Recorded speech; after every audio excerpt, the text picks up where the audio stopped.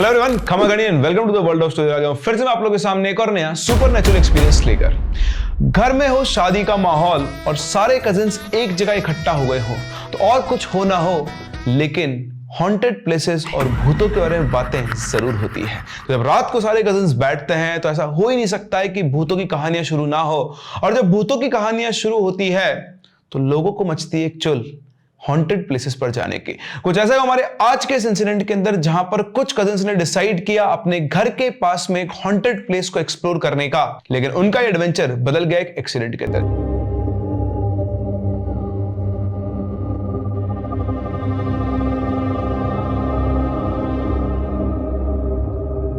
जी हाँ, कुछ ऐसे हमारे आज की स्टोरी में, लेकिन हम कहानी में आगे बढ़े उससे पहले अगर आपके पास वैसे कोई रियल एक्सपीरियंस है या फिर कोई इंटरेस्टिंग स्टोरी है तो आप शेयर कर सकते हैं मेरी इन दी गई आईडीज पर। तो हमारी लास्ट स्टोरी के अंदर हम लोगों ने रखा था एक टाइटल चैलेंज, और इस स्टोरी के अंदर भी टाइटल चैलेंज होने वाला है। तो आप सभी लोग अपने हिसाब से इस स्टोरी का टाइटल कमेंट सेक्शन में जरूर डालें। जो बेस्ट टाइटल होगा उसको हम देने वाले हैं गिव अवे। और लास्ट स्टोरी के जो विनर है वो है ओम शिवाय YG8ZD, जिन्होंने टाइटल दिया था प्रेम पिशाचिनी।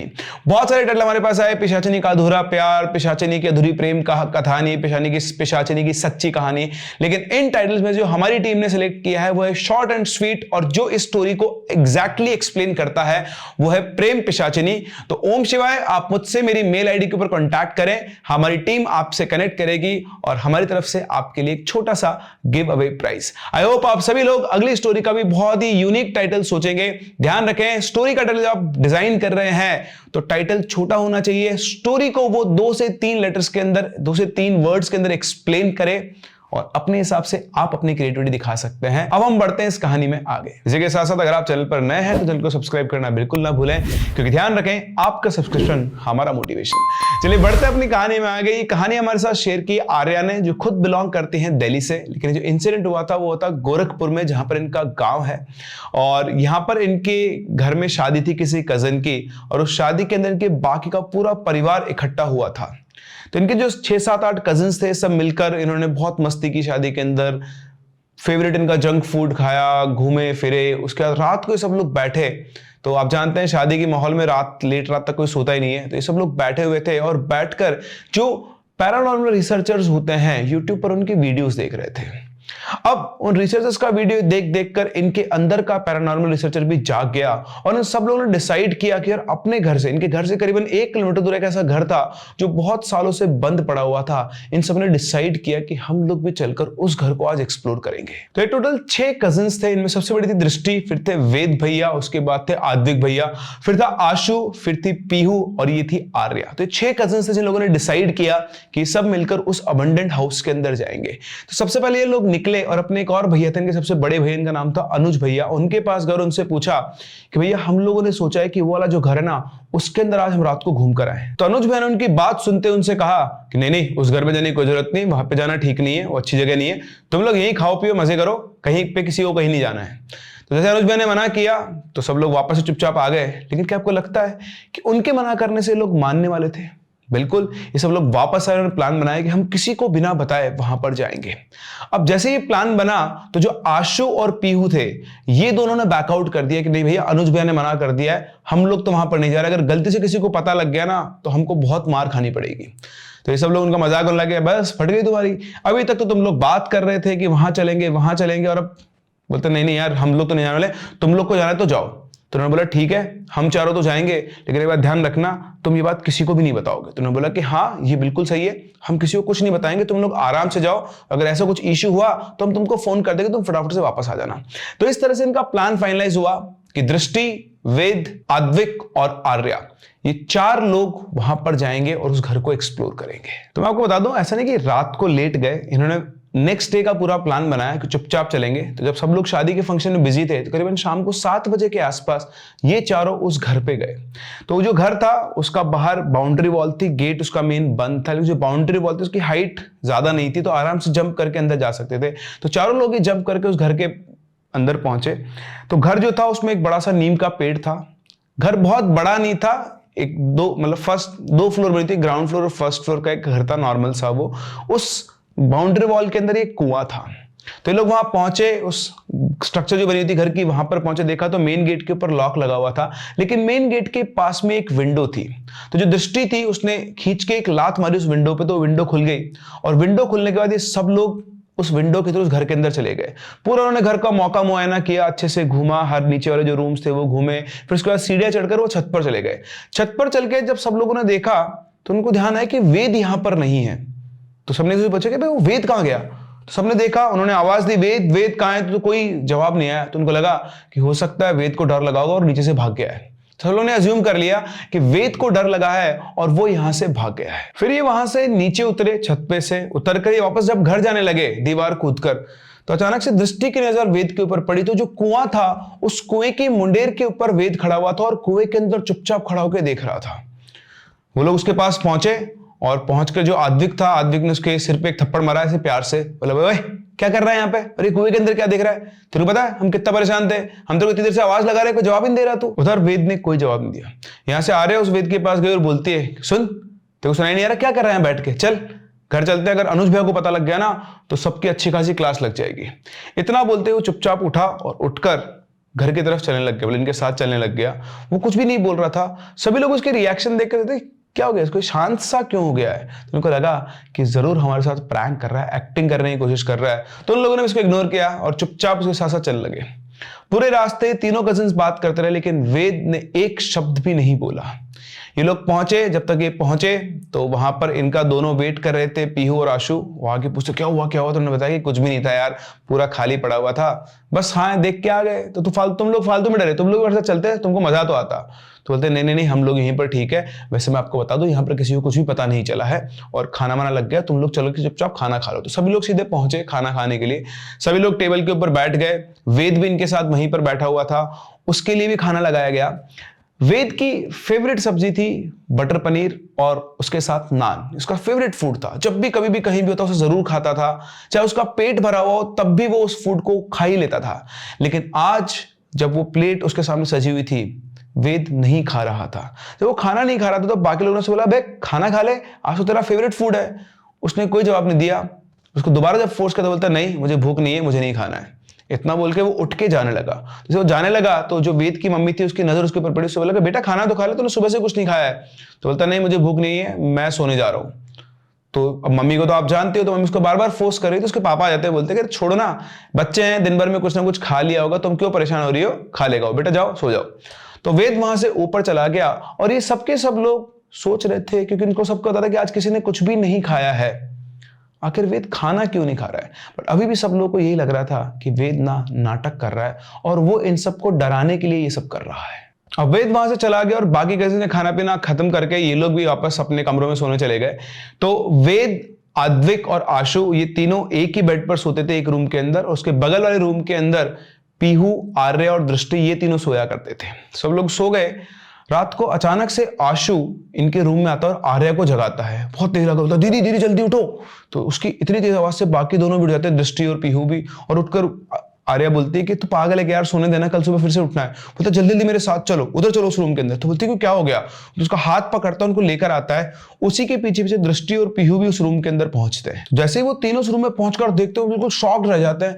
वेद जो खिड़की की सलाखें होती है उन सलाखों को पकड़ के बंदर की तरह बैठा हुआ था और बहुत जोरों से कांप रहा था, इस तरह सांसें लेता, पता नहीं क्या क्या बड़बड़ा रहा था। और उधर कमरे के एक कोने में आद्विक जो था वो पड़ा हुआ था, और जैसे था वो उसी स्टेट के अंदर पड़ा हुआ था। जब उन्होंने आशु से पूछा कि क्या हुआ, तो उसने बताया कि ये जो वेद ही ऐसे चिपका हुआ था। तो वो ऐसे एकदम से हम उठे रात में, तो भैया इसके पास गए, इसके सिर पे एक थप्पड़ मारा, बोलता ये क्या नोटिंग बचा रखी है, क्या कर रहा है तू ये। तो जैसे उन्होंने इतना बोला, वेद इनकी तरफ घुमा और एक खींच के इनको लात मारी, और लात मारकर जैसे लात मारी यहाँ के गिरे, और उसके बाद पता नहीं भैया ने इसके चेहरे में क्या देखा, तब से ही ऐसे कैसे पड़े हुए हैं। उधर वेद की हालत देखकर सब लोग भी घबराते कि इसको क्या हो गया है। वो भागकर आद्विक भैया के पास गए, उनको उठाया, संभाला और उनको रूम से बाहर लेकर गए। भैया को बाहर निकालने के बाद जो दृष्टि दी थी इनकी सबसे बड़ी दी, उनको थोड़ी गुस्सैल थी वो, तो गई वहां पर और वेद को बोले वेद नीचे उतर। तो उधर से वो कोई जवाब दे रहा, बस वो अपना हिले जा रहा है। बोलते वेद नीचे उतर जा वरना बहुत बुरा होगा। उनकी बात सुनी रहा था, उनको गुस्सा, उन्होंने खींच के वेद को एक थप्पड़ मारा, और थप्पड़ मारते ही वेद धड़ाम से नीचे आके गिरा और वहीं का वहीं बेहोश हो गया। आद्विक के थप्पड़ से उसे कोई असर नहीं हुआ, लेकिन दृष्टि जैसे खींच के थप्पड़ मारा, वो सीधा नीचे गिरा और वहीं का वहीं बेहोश हो गया। उन सब लोगों ने उठकर उसको पलंग पे लिटाया और ये सब लोग डिस्कशन लगे, यार ये क्या हो गया, ये क्या कर रहा है, ये क्या हरकत कर रहा है। तो इधर से वो आशु और पीयू बोलते हैं कि आप लोग वहां पे गए थे ना, जरूर उसकी वजह से कुछ ना कुछ हुआ है। तो बोलते हैं नहीं यार, ये जब से आया ना तब से नौटंकी कर रहा है। तो उधर से ये लोग डिसाइड करते हैं कि अगर वो नौटंकी कर रहा होता तो वो आदित्य भैया को क्यों मारता। मैं कह रहा हूं ना कुछ गड़बड़ जरूर है। अब ये सब लोग परेशान हो गए कि वाकई में जहां उस घर में जाकर आए ये कहीं उसी का असर तो नहीं है। थोड़ी देर बाद जब आद्विक नॉर्मल हुआ तो सब लोग वापस वेद के पास आए, उसे उठाया, उसे अटक पूछा तो उसको कुछ भी याद नहीं था। बोलता कि मुझे सोने दर, मुझे बहुत नींद आ रही, इतना बोलकर वो सो गया।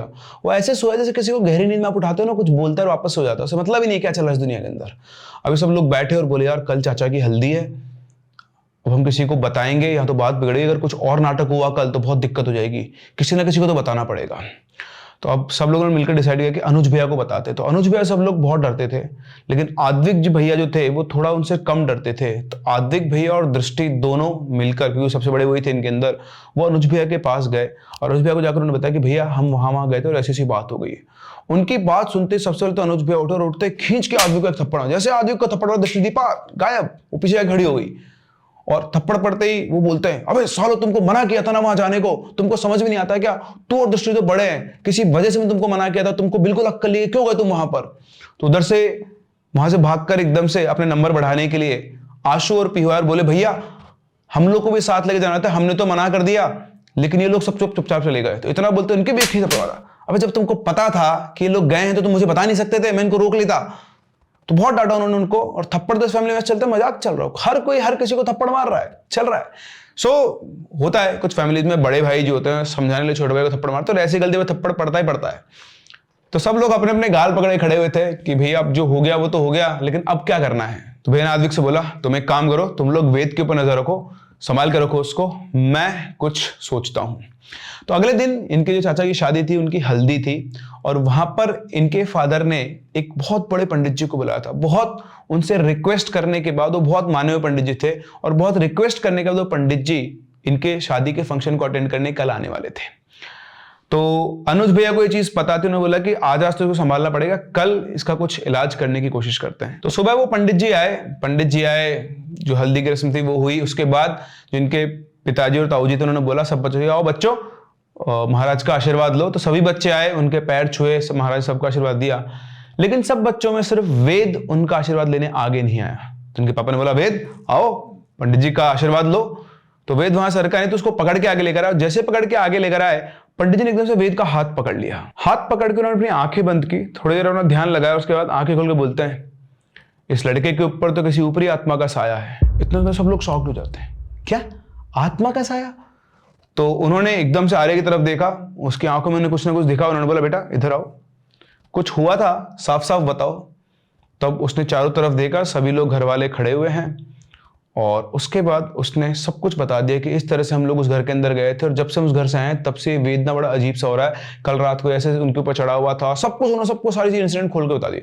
अब जैसे उन्होंने बताया, फिर से इनके पिताजी और ताऊ गुस्सा हो, सीधे आए और चिल्लाने लगे इनके ऊपर, ये क्या मचा रखा तुम लोगों ने, शादी में तुम लोग एंजॉय करने आओ या वो भूतिया घर को छानने आए हो, कौन गया था मुझे बताओ, आज मैं उसकी चमड़ी उधेड़ दूंगा। तो सभी बच्चे घबरा गए बुरी तरह से, कोई किसी का नाम ले सकता था। तो अनुज भाई आगे निकल गया, बोले चाचा छोड़ो, जो हो गया वो हो गया, अब उसे हम बदल नहीं सकते, अभी हमें इसको संभालना होगा। तो पंडित जी ने वेद को अपनी तरफ बुलाया, लेकिन वेद पंडित जी दूर भाग रहा था। ऐसे उन्होंने बुलाया, वो भागने लगा तो अनुज भैया ने और आद्विक ने उसको पकड़ा और पंडित जी के पास लाया, लेकिन फिर भी उनसे हाथ छुड़ाकर भाग गया।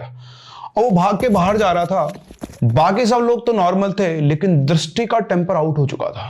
एक तो उसकी वजह से उसको सारे घर के सामने डांट पड़ गई, और उससे पहले अनुज भैया से पिटते पिटते बच गई थी। उसका हुआ दिमाग खराब, सब लोग पीछे खड़े। दृष्टि वहां पर दौड़ कर गई, उसने वेद को पकड़ा और जहां वगड़ा पे दे चाटे पे चाटे, दे चाटे चढ़ा उसको थप्पड़ मारी जा रही है। उसको पकड़े खींचे घसीट के लेकर आने लग गई। वो घसीट के लाने में उसकी शर्ट फट गई, वो उधर छिपट रहा है छूट के जाने के लिए, और उसने नाखूनों से दृष्टि के हाथ में मारे, पर उसने उसको छोड़ा नहीं है। पकड़ कर घसीट के लाया, उसने पंडित जी के सामने उसको पटक दिया। और दृष्टि का ये रौद्र रूप देखकर सभी की हालत टाइट हो गई। इवन एक बार तो अनुज भैया भी सक पका गए, अच्छा हुआ मैंने इसको थप्पड़ नहीं मारा, वरना वेद की जगह मेरा भी हाल हो सकता था। फिर आर्य और पीहू ने मिलकर दीदी को शांत किया। उधर पंडित जी ने वेद के सिर के ऊपर हाथ रखा, आंखें बंद की, कुछ मंत्र पड़े और वो बेहोश हो गया। उसके बाद पंडित जी ने पूछा कि तुम्हारे घर में पूजा वाला रूम कौन सा है, तो उनको बताया गया। तो सब लोग बाहर थे, सिर्फ पंडित जी और वेद दोनों उस कमरे में गए। उन्होंने कुछ सामान मंगाया, पता नहीं क्या किया, 2 घंटे तक वो रूम बंद रहा।